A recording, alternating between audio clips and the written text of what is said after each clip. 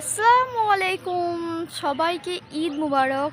তো সবাই কেমন আছো? আশা করি সবাই খুব ভালো আছো। তো আজ এই ফার্স্ট টাইম ঈদ হচ্ছে আমার শ্বশুরবাড়িতে। তো চলো আজকে সারাদিন কি করলাম তোমাদেরকে সবটুকু ঘুরে দেখাবো। তো চলো দেখতে থাকো আফিস ব্লগ।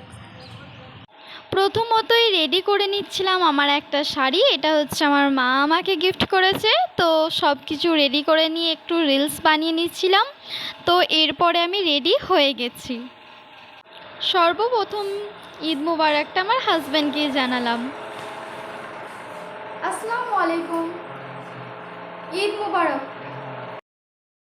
ভিডিওর সামনে আসতে ওনার কিসের যে এত লজ্জা আমি নিজে বুঝি না। যাই হোক, আমি একটু রেডি হয়ে গিয়েছিলাম সুন্দর করে, কিন্তু আমি শাড়িটা ঠিকমতো পরতে পারি না। একটু গুছিয়ে নিচ্ছিলাম ঠিকঠাকভাবে, কারণ এরপর আমাদেরকে বেরোতে হবে।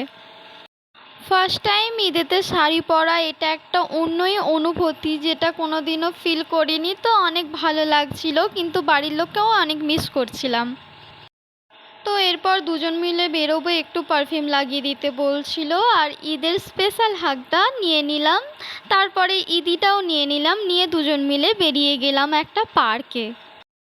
আমার ঘুরতে যেতে খুবই ভালো লাগে, খুব ভালো লাগছিল ঘুরতে যেতে, কিন্তু বাড়ির লোককে অনেক মিস করছিলাম, কারণ এতটা বছর আমি তাদের সঙ্গে ঈদটা কাটিয়ে এসেছি। একটা নতুন ফ্যামিলিতে ঈদ কাটাবার অনুভূতিটা একটু অন্যরকম। তো যাই হোক, আমরা এখন ঘুরতে যাব। বেরোতে না বেরোতেই চোখে পড়লো ছাতুর শরবত। তো হাজব্যান্ডজি বলল যে চলো খাই দুজন মিলে। তো নিয়ে নিলাম দুটো ছাতুর শরবত, খুব সুন্দর হয়েছিল, আর কাকুর ব্যবহার তো খুবই সুন্দর।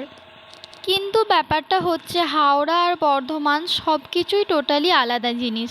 তো যাই হোক, এটা চলে এলাম একটা নতুন পার্কে। এই পার্কের ভিডিওটা আমি তোমাদের সামনে খুব তাড়াতাড়ি নিয়ে চলে আসব। তারপরে আমরা গিয়েছিলাম একটা রাজবাড়ি। রাজবাড়ি বলতে এটা বোঝানো হচ্ছে একটা জমিদার বাড়ি। তো জমিদার বাড়ির একটু ভ্লগ করে নিচ্ছিলাম, কারণ এই রকম পুরানো জমিদার বাড়ি আমার তো খুবই ভালো লাগে। আর তোমাদেরও কার কার এই রকম বাড়ি ভালো লাগে তো প্লিজ কমেন্টে জানিয়ে দিও।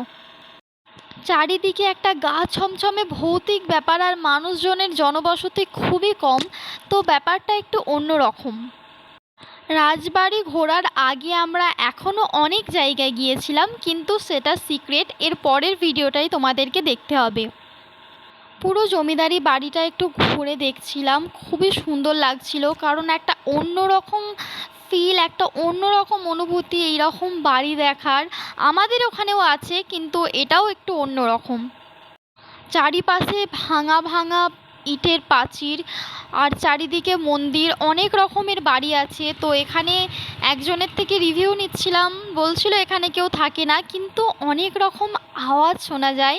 তো ব্যাপারগুলো আমার তো খুব মজা লাগে শুনতে। যাই হোক, আজকে সারাদিনে আমাদের অনেক ঘোরা হয়ে গেছে, অনেক মজা হয়ে গেছে, অনেক কিছু দেখা হয়েছে নতুন নতুন, কারণ হাওড়া থেকে বর্ধমানে এসে একটা নতুন ঐতিহ্য দেখার ব্যাপারটাই আলাদা। তো আজকের মতো এইটুকুই, টাটা বাই বাই। সবাই অনেক ভালো থাকবে। আমার চ্যানেল ভালো লাগলে তো প্লিজ সাবস্ক্রাইব করে দেবে।